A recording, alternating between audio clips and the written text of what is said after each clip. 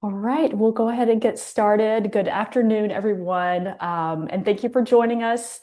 I want to start today by welcoming all the reporters on this call. We're glad you're here as we look ahead to the 2026 legislative session and focus on the strong, creative, and people-first ways that state leaders across the country are taking action right now. My name is Emmy Crawford, and I'm the Senior Director of Communications at State Innovation Exchange Action, or SiX Action. SiX and SiX Action are the nation's largest people-centered home for state legislators, connecting courage, care, and collaboration into lasting policy and systems change. Over the past decade, SiX and SiX Action have become the most trusted community for state legislators across the country. We support policymakers as whole people who need safety, connection, and inspiration to do their work in turbulent times. We're excited to be joined today by five seasoned leaders across battleground states, progressive power building states, and states on the vanguard of progressive policymaking. First, you'll hear from SiX's Senior Vice President of Programs and Georgia State Senator, Kim Jackson, who will provide an overview of what's happening in the states and how SiX is coordinating lawmakers and communities across states. Next, we'll hear from Florida Senator Carlos Guillermo Smith, who will share his perspective on the Venezuela issue and what he is doing in his state on immigration, from reining in the governor's emergency powers to proposing requirements for highway patrol to wear body cams, given their new role in immigration enforcement. With popular support behind taxing the ultra wealthy and corporations, and the Trump administration initiating the largest redistribution of wealth from the working class to the billionaire class, Illinois Rep. Will Guzzardi will share his tax justice priorities this legislative session and the need for states to lead on revenue. Then we'll hear from Michigan Senator Sue Shink, who will speak to the work she's organizing as part of a progressive agriculture caucus, shoring up state infrastructure in response to federal cuts, including supporting local foods and meat processing. And finally, we'll hear from Arizona Senator Annalise Ortiz, a Senate sponsor of Arizona's bold omnibus bill to repeal over 50 abortion restrictions, who will discuss the growing push in the states to restore and protect reproductive freedom in the face of federal attacks. These leaders show us what's possible when states lead in a new way, by listening, by sharing power, and by working with people and not just for them. After we hear from each speaker, we'll open up to questions. You can ask questions in the chat at any point, and I will send around a recording of today's call later. I'll also note that this is a 501c4 press call. With that, I'll turn it over to Senator Kim Jackson to get us started. Well, good afternoon, and thanks so much, Emmy. Thank you all for being on the call. I'm going to jump right in. At SiX, we see the antidote to authoritarianism every day in a place that most people forget to look: state legislators. For more than a decade, SiX has supported thousands of state lawmakers across the country who are fighting for corporate accountability, workers' rights, fair taxes, sustainable farming, reproductive freedom, racial and gender justice, LGBTQ rights, and so much more. We facilitate legislators building deep relationships with the communities they serve: farmers, teachers, tribal communities, abortion seekers and providers, students, workers, and small business owners together, making policy so that policy isn't something done to people, but instead done with people. We call this model collaborative governance, a way of embodying democracy where community members and advocates and public officials share information, responsibility, and power over public decisions. In contrast, this past year, the Trump administration has embraced an extraordinary turn to extremism at the federal level that states are fighting against. Only yesterday, we witnessed another example of executive overreach and violence when in Minnesota, a woman was killed by an ICE agent. This was the federal power exercised in our neighborhoods without accountability, and it leaves families and communities to have to absorb that harm. SiX stands with Minnesota leaders and demands ICE leave Minneapolis and Minnesota immediately. We are steadfast in our commitment to our network, the communities they serve, and the fight against fascism in this country.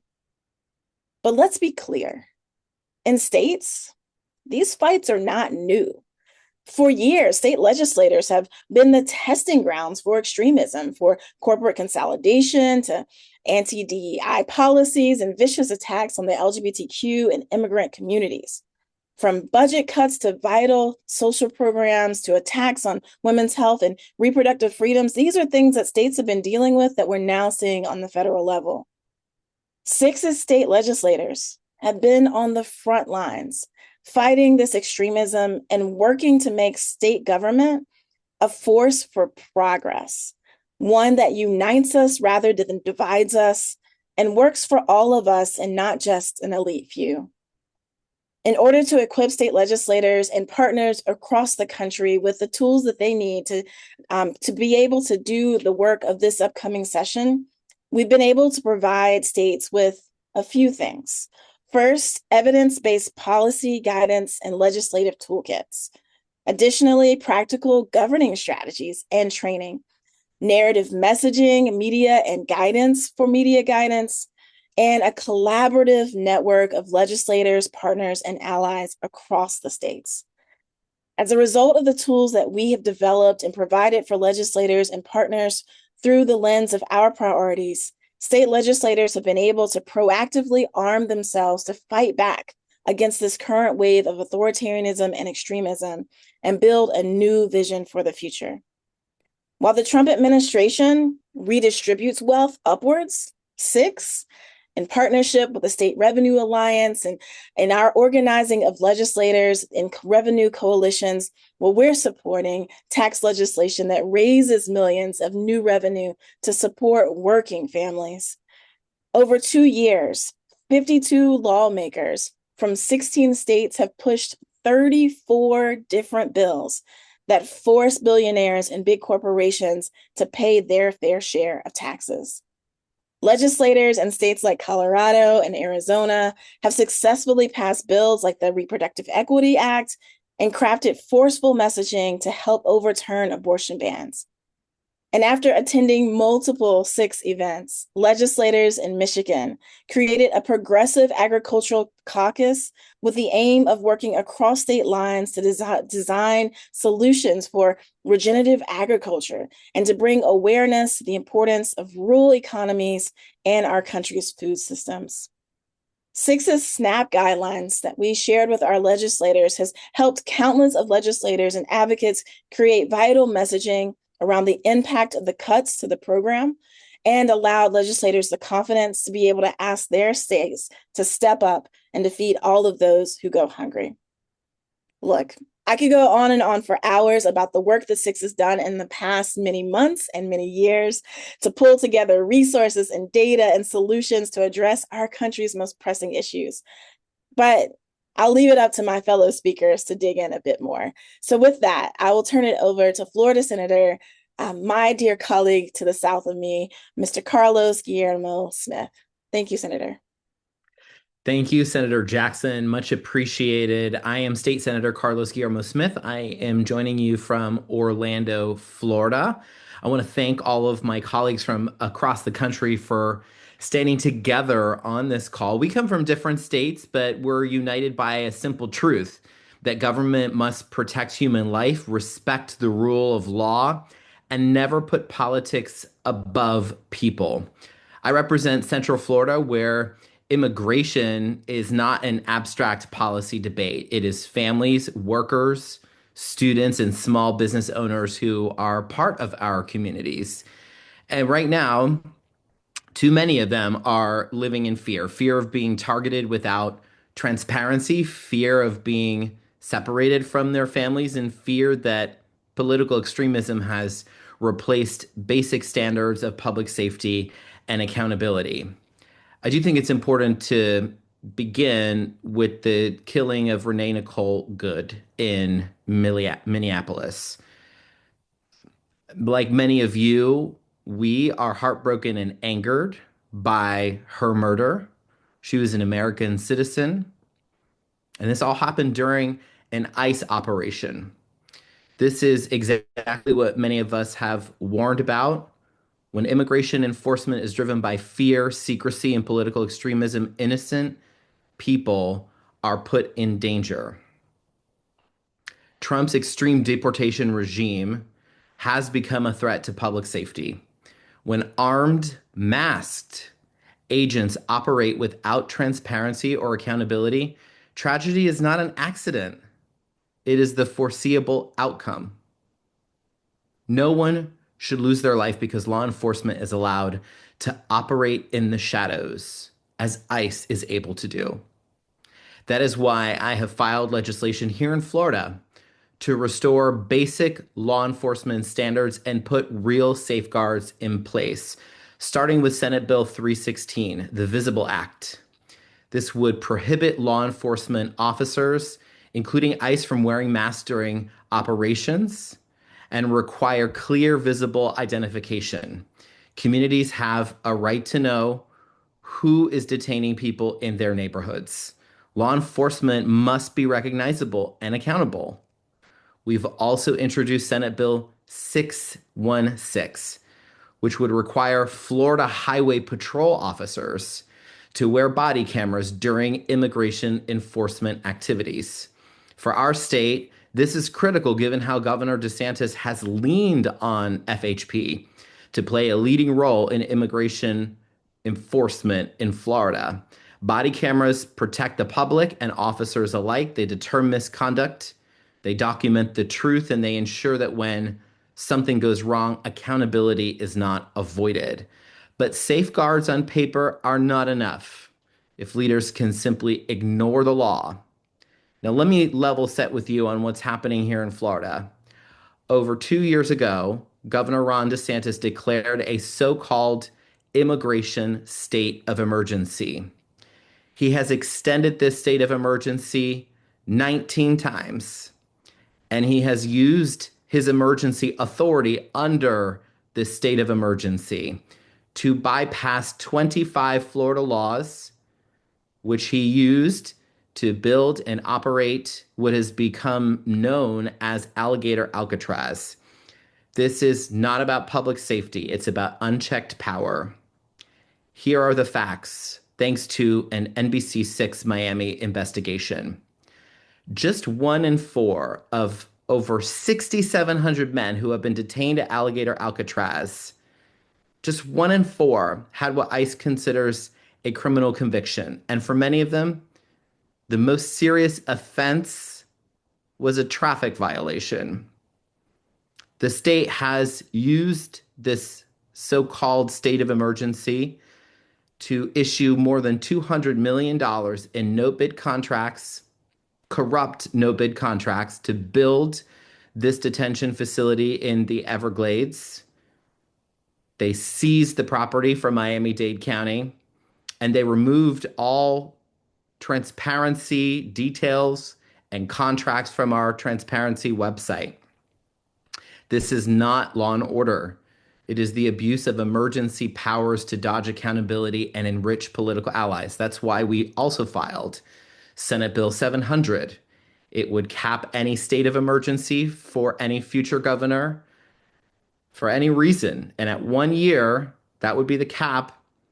It would allow the legislature only by a 2/3 majority to extend that state of emergency. Oversight is not partisan, it's constitutional. And transparency must be part of that accountability. It's why my colleague, the Senate Democratic leader Lori Berman, introduced Senate Bill 708 that would require the state to create a public database tracking immigration enforcement actions in our state. If people are being detained here in Florida, the public has a right to know where they are, why they are there, and how the system is being used. And last, I'll close really on Venezuela. I represent one of the largest Venezuelan communities in the country. Many of my Venezuelan constituents are rightfully celebrating an end to Maduro's brutal and murderous dictatorship after enduring years of suffering under his regime. I stand with them. They deserve dignity and the right to freely determine their own future. And Venezuela's future does not belong to Trump or to giant American oil companies. It belongs to Venezuelans. But even as they celebrate today, many of them are living in fear of being detained, fear of losing their livelihoods here in Florida, fear of being torn from their children. That's why at this critical moment, the U.S. must protect Venezuelans who fled persecution and instability. They must restore temporary protected status for Venezuelans, which is essential for keeping families together, providing that stability, and upholding our humanitarian obligations as Venezuela continues to fight for a democratic future. What happened in Minneapolis is not an isolated tragedy. It's the predictable result of a system that prioritizes politics over people and secrecy and accountability. We can choose a different path that's rooted in human dignity, transparency, and the rule of law. That is the work that we're doing in Florida, and I'm proud to stand with so many leaders today here on this call who believe that justice and human life always come first. And one of those leaders is our next speaker. That's Illinois Representative Will Guzzardi, who also has some remarks that he'd like to share. Thank you very much, Senator Smith, for your remarks today. And certainly immigration is on the front of mind for many of us. And I appreciate you calling in the tragic murder of Renee Good yesterday in Minneapolis. My district is entirely in the city of Chicago. And we've been on the front lines of this immigration enforcement, obviously. I represent a majority Latino community, a lot of immigrant population in my district. We've seen them. We've seen the helicopters and the SUVs and the violence and the fear and the lies from the administration. So appreciate your leadership on that issue, Senator Smith. And I know it's front of mind for all of us. And these are unprecedented times that we're living in, obviously. We have leaders in our own government deploying armed violence against our communities in the interest of an openly white Christian nationalist ideology. It's being espoused from the highest levels of government. And there's a certain kind of Scooby-Doo element to it, where if you peel back and kind of peek underneath the mask of MAGA, you can still see under there the old Bush-Cheney GOP ideology at work, executing regime change overseas for the sake of oil wealth, gutting social programs for low income and working class people. And of course, their favorite one in the playbook, massive tax cuts for the enormously wealthy. Last year's federal budget initiated what may be the greatest wealth transfer in American history from poor and working class people to the ultra wealthy. It's important to be clear about it. The higher healthcare premiums that we're all paying, the groceries that tens of millions of Americans won't be able to get help buying, all of that money is going directly to pay for tax cuts for Elon Musk and Bill Ackman and their ilk. At the state level, as state lawmakers, we know that we need to do something about it. All across the country, we are exploring policies, brainstorming together to come up with ideas to make the ultra wealthy pay a little more in state taxes, to chip in just a small amount of this enormous windfall that they're getting from the federal government to fund vital services for our neighbors. I know that Senator Smith is leading this work in Florida as well, looking to close corporate tax loopholes. In Washington State, our tremendous colleague and leader on this issue, Senator Noel Frame, is building momentum around a millionaire's tax idea. And here in Illinois, we're exploring a wide range of progressive revenue ideas to help fund the investments that we need. I filed legislation for a tax on unrealized gains on the assets of the super wealthy. So the rest of us pay this tax all the time on our biggest asset, our home. When the value of your house goes up, your property taxes go up. You pay tax on the increase in the value of the asset, even if you haven't sold that asset. But when rich people's assets go up in value, their stocks and investment assets, they don't pay taxes on that increase until they sell the asset and they pay capital gains tax. And when they die and pass those assets to their heirs, they never pay tax on that increase because the value resets at the time of that of their death through this thing called the step up in basis. I won't get too far down in the weeds on that, but all of this is simply to say that wealthy people should pay taxes just like the rest of us. When their assets go up in value, they should pay a tax on the increase in the value of that asset, just like we do with our biggest asset, our homes. We're also looking here in Illinois to close corporate tax loopholes and to cap deductions for the very wealthy. Just like voters recently approved in Colorado, just this past November, they approved a notion called Proposition MM to cap the amount of deductions that very wealthy people can take on their taxes. And fundamentally, the unfairness in our tax code here in Illinois is baked in by our state constitution, which requires a flat income tax, just like our neighbors in Michigan and Pennsylvania. And I firmly believe that we need to amend our state constitution to allow us to have a truly fair and equitable tax system here in Illinois, as in other states as well. So there's a coordinated effort amongst legislators across the country to create a more fair tax system. And despite what our opponents might say, these policies aren't about going after the rich, villainizing the rich, penalizing them, punishing them. It's simply about fairness. The rest of us work hard and we pay our taxes so that everyone can have good schools and safe communities and care when they're sick or they're hungry. But the people with truly astronomical levels of wealth have rigged the system so that somehow they're the folks who pay the very least of their wealth and income in taxes. Trump and the Republicans in DC have enabled these games. They've supercharged these games. And we're fighting in states across the country to put a stop to it, to make our tax codes more fair so that we can make our societies more just and more compassionate for everyone. I'm proud to be a part of that work with tremendous colleagues from across the state, from across the country.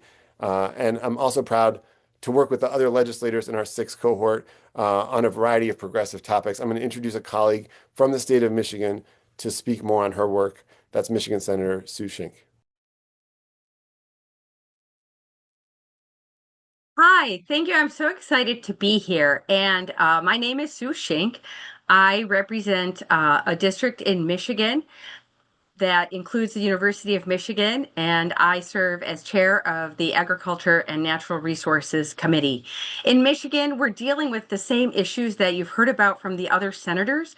Because I am chair of the Agriculture Committee, I'm also very focused on agriculture, which is the second most diverse agricultural economy in the country, and agriculture is also our second largest economic activity after manufacturing. My focus is serving the needs of the people by listening to them and working with them. And that is the approach I've taken in dealing with agricultural issues. I formed the Progressive Agriculture Caucus to help my colleagues learn more about agriculture and to support the work of our director of the Michigan Department and Rural Development Department. We learn together in our monthly meetings, what is MDARD, as we call our department, doing? What are other states doing? We've developed a listening session toolkit.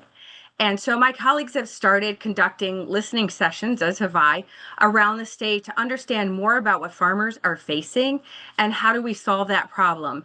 And out of one of those listening sessions that I conducted, we learned that farmers were facing a really sticky tax issue where the Department of Treasury had reinterpreted a land conservation law that was now resulting in farmers facing years of back tax bills. We were able to work together in a bicameral, bipartisan fashion to solve that problem within months.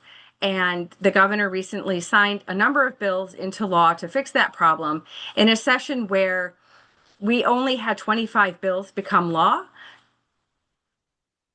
5 of those concerned that tax issue. 2 of them were mine.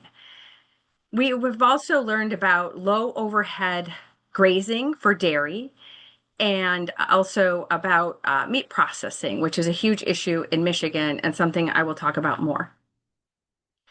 In light of federal cuts, my colleagues and I worked very hard to shield our people from those cuts. We are in a situation where we have a Republican House and a Democratic Senate. There's only one vote majority in the Senate, so every one of our seats is imperative.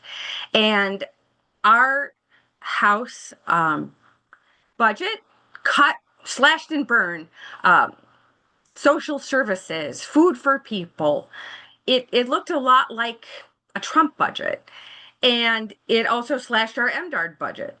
We worked very hard to rework some of our laws to shore up where possible healthcare, stopping the closure of hospitals across rural areas, and then also SNAP to make sure that not only would our people be fed, but that our farmers would be able to sell their food, because without SNAP, many farmers would go out of business.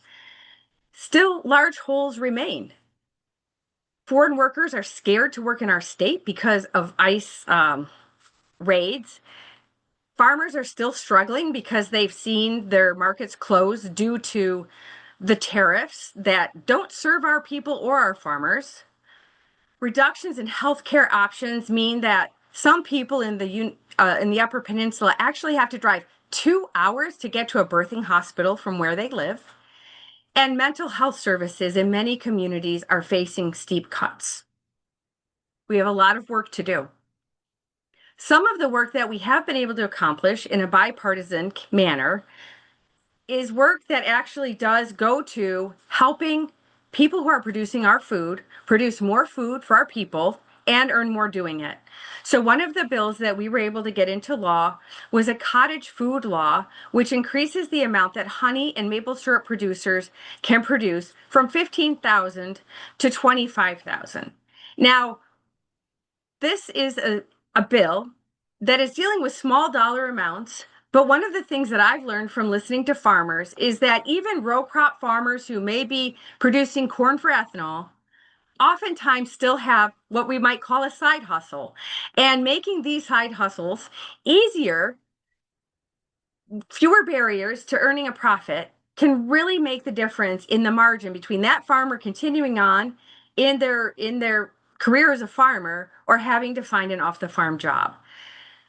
Another thing that we've been working to support, and this is through the budget, is something called farm stops. Farm stops are year-round farmers markets that operate from the customer's point of view like a store. But from the farmer's point of view, they're a lot like a farmer's market because the farmer gets 75% of the profits. They also allow farmers to do direct sales of things like eggs and meat to the customers, something that is quite a challenge in Michigan that I'm working on. So one of the other things I've learned from listening to farmers is that meat processing is it's a bottleneck in our state.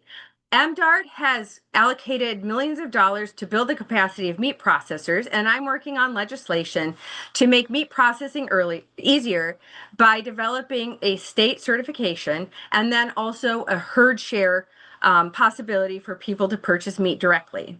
We're also working on small egg production and direct retail sale and succession and transfer of farmland. In the next year, I would expect the budget to be a huge battle because if you've been watching Michigan, you know that the Republican House Speaker takes any chance he can get to try to slash Michigan's budget, even if it hurts people who might have voted for him or his members. We just fought back successfully a $642 million cut in ongoing projects. It was deemed to be unconstitutional, and so communities are going to get the fire trucks and community centers, and children with cancer are going to get the wigs that they deserve and expected. We're also going to be seeing bills around data center transparency and accountability, and then also ways to make it easier to access locally grown healthy food. That's a bit of a snapshot from Michigan. I'm proud of the work we've been able to do in a very contentious environment. And it is now my pleasure to introduce Senator Annalise Ortiz from Arizona, a civil rights activist and former reporter. She is a real champion for the people, and it's an honor to be on this panel with you. Thank you so much for having me here today. Good morning, everyone. I am Senator Annalise Ortiz. I have the honor of serving the people of West Phoenix and South Glendale in Arizona's 24th Legislative District. And I'm going to give an overview of the reproductive justice landscape here in Arizona. I acknowledge that we honored the life of Renee Good earlier on this call, and I want to make clear that immigration is a reproductive justice issue. Here in Arizona, families are being torn apart and separated by this brutal regime, and we need to ensure that families stay together and that people who want to become parents are able to do so in healthy and thriving environments for their children. People should also be free to make the decisions for themselves if they decide they do not want to be a parent. And that is a fight that has been ongoing here in Arizona for quite a long time. Each of us should be free to make decisions about our health and our future with dignity and respect. Arizona's legislature should put the health and safety of Arizonans first. We envision an Arizona where everyone has access to health care and the resources they need to thrive, no matter their race, income, background, or beliefs. People should have freedom to decide what happens to our bodies.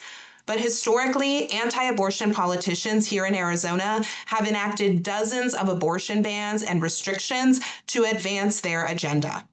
In 2024, I played a key role in overturning Arizona's near total abortion ban, a ban instituted in the 1800s before Arizona was even a state. Then, Arizona voters across the political spectrum sent a clear message by passing the Arizona for Abortion Access Act to enshrine a constitutional right to abortion. Yet more than a year later, more than 50 restrictions to abortion still remain on the books, making it harder or even impossible for some Arizonans to get the care they need. That's why I'm once again introducing a package of bills to repeal or amend over 50 medically unnecessary laws that restrict or ban abortion in our state. These unconstitutional and ambiguous laws continue to place pregnant people in jeopardy. By joining together to repeal these laws, we have the power to create a future where Arizonans are free to thrive, free from government interference in personal health decisions, and free to the basic human right of bodily autonomy. We have continued to see attacks from Republican legislators on reproductive freedom here in Arizona, even though voters overwhelmingly approved a right to abortion.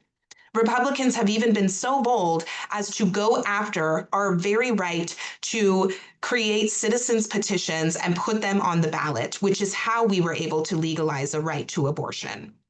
Let me be clear, Democrats in Arizona will stand strong against any attempt to make it harder for eligible voters to participate in the democratic process. Arizonans support the right to abortion and reject attacks on bodily autonomy. There is no question that Arizona voters value freedom. Arizonans do not want politicians interfering in private, personal healthcare decisions. Our futures belong in our hands. Arizona's courts and the legislature cannot and should not ignore the will of the people. The legislature has a duty to act to restore our rights and freedoms, and that is why I will continue advocating to repeal the laws that are medically unnecessary, laws that require people to have ultrasounds when it is not medically necessary, laws that require people to wait more than 24 hours to get an abortion when they have already made the decision for themselves that that is the healthcare choice that is best for them. These laws unfairly target abortion providers, and they therefore are unconstitutional, especially because voters in Arizona enshrined a right to access abortion. That means no law should get in the way of people choosing for themselves whether to become a parent or grow their families. Thank you so much.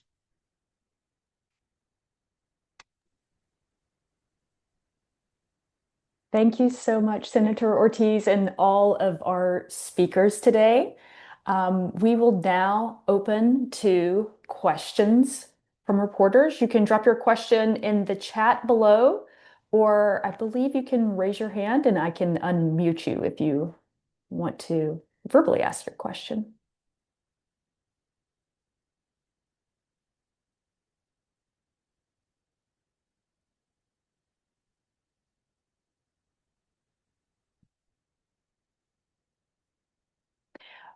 One question I will start us off with, one thing that we focus on at SiX is, the power of the states.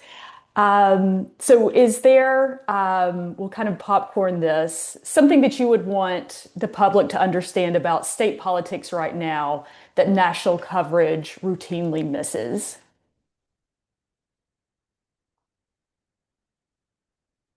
Yes, Senator Shink. Thank you. I think something important to understand about Michigan is that we had a fair district process that occurred right before I was elected. It's part of the reason that I was elected in my seat.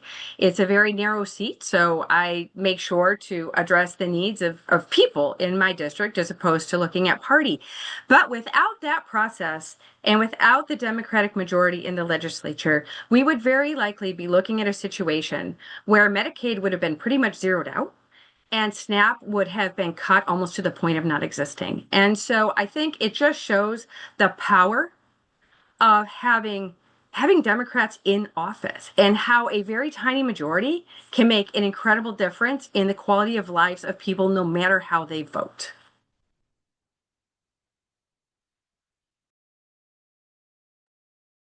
I would add to that as far as what we know is going to be happening in the Florida legislative session in the coming months.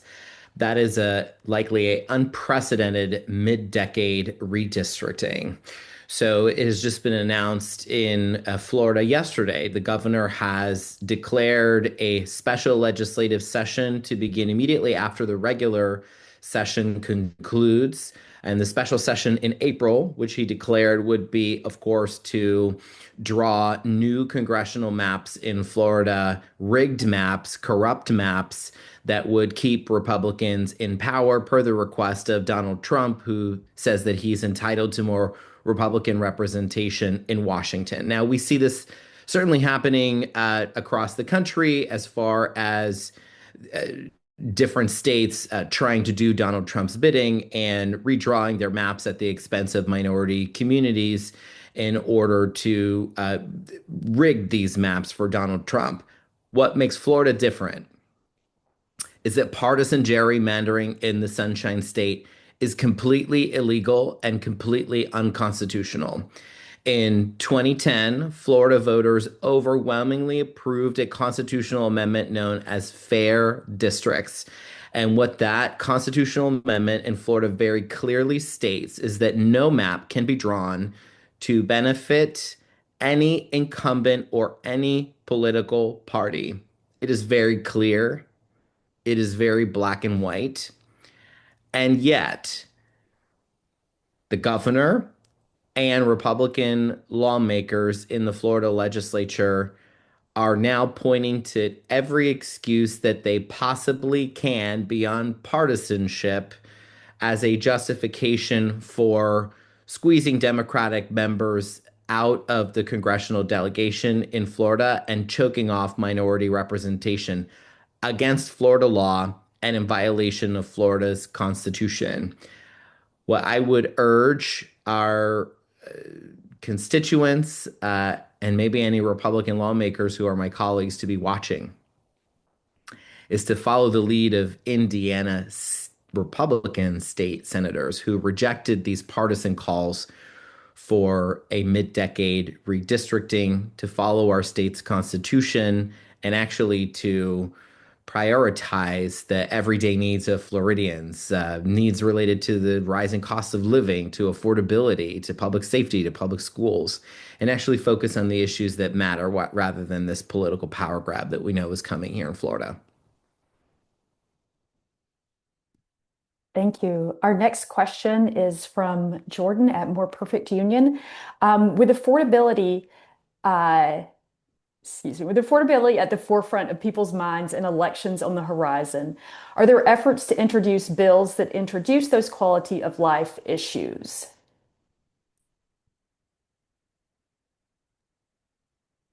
I'll jump in and say both in Georgia and speaking more broadly nationally, affordability is high on people's lists. There's a whole host of different ways that people are trying to address and attack it. I'm thinking specifically around energy costs.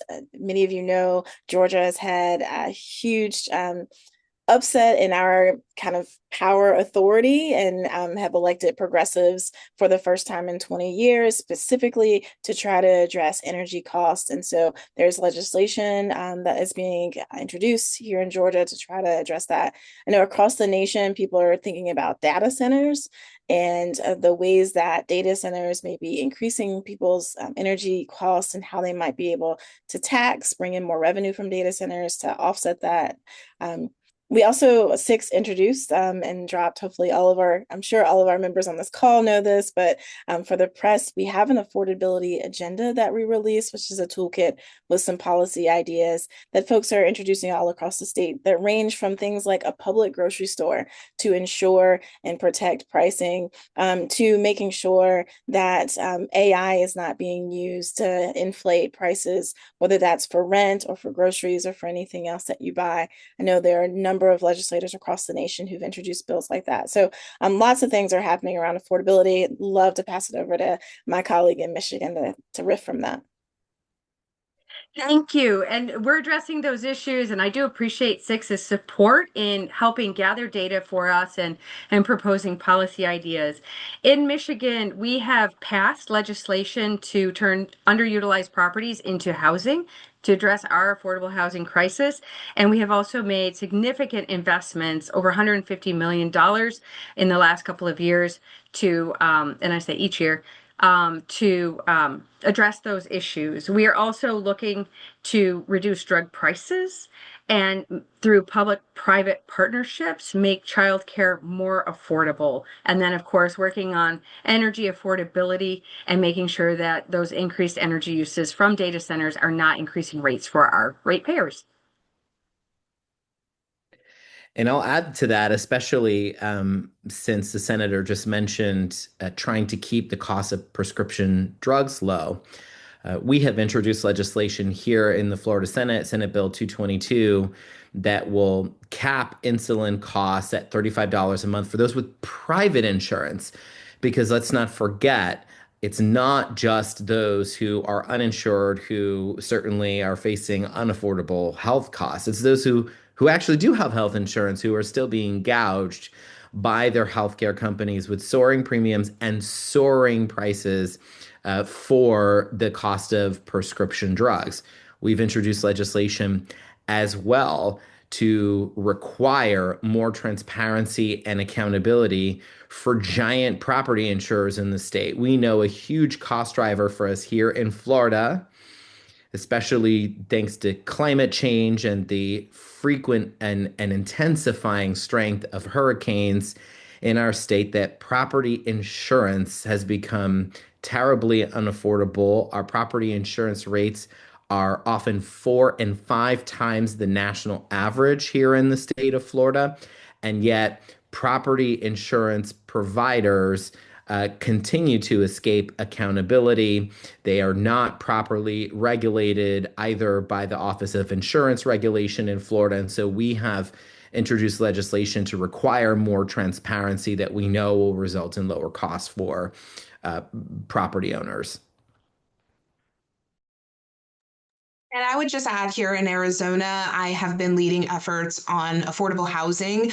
The cost of rent has grown exponentially in Arizona as we have become, especially in the Phoenix metro area, one of the largest growing metro areas in the entire country. We've been working for years to earn bipartisan support for to rein in corporate home ownership. There are far too many corporations who are purchasing single-family homes and making them unavailable for hardworking, everyday Arizona families.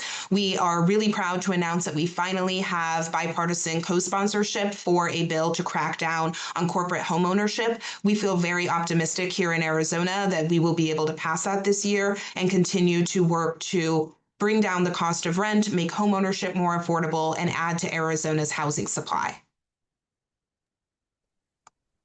Thank you. Our next question comes from Ian at Bloomberg, and it is for you, Senator Ortiz. You mentioned reintroducing legislation to repeal Arizona abortion laws. When was the initial legislation introduced? How did the legislature respond to it? And what are the prospects for the legislation to become law this time around? And if you could add bill numbers around that, that would be helpful. The bill has not been in. So the first abortion repeal package I introduced last year was in 2025. I will have to get back to you with the exact bill number. For 2026, the bill has not yet been introduced. However, last year, Republicans refused to give the bill a hearing, so it effectively died without a hearing. This was really disappointing because the Arizona for Abortion Access Act actually did better on the ballot than almost all of the Republicans in the legislature in their very own districts. We know that protecting access to abortion is popular with the very people who put these Republicans into office. So with 2026 being an election year, it is going to be interesting to see how my Republican colleagues choose to interact with this bill. I really hope that they give it a hearing, and we will be working with community partners to put pressure on them to recognize that if they do not give this bill a hearing and continue to uphold barriers to abortion access, their voters who strongly support abortion access are going to hear about it.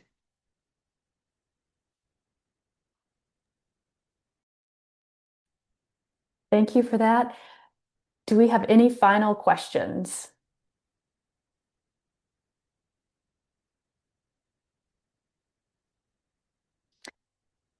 If not, I want to thank all of our speakers today for joining us and sharing the bold, people-centered work that you're leading in your state. I want to thank all of the reporters for joining us. Again, I will follow up later today with a recording of this and appropriate links.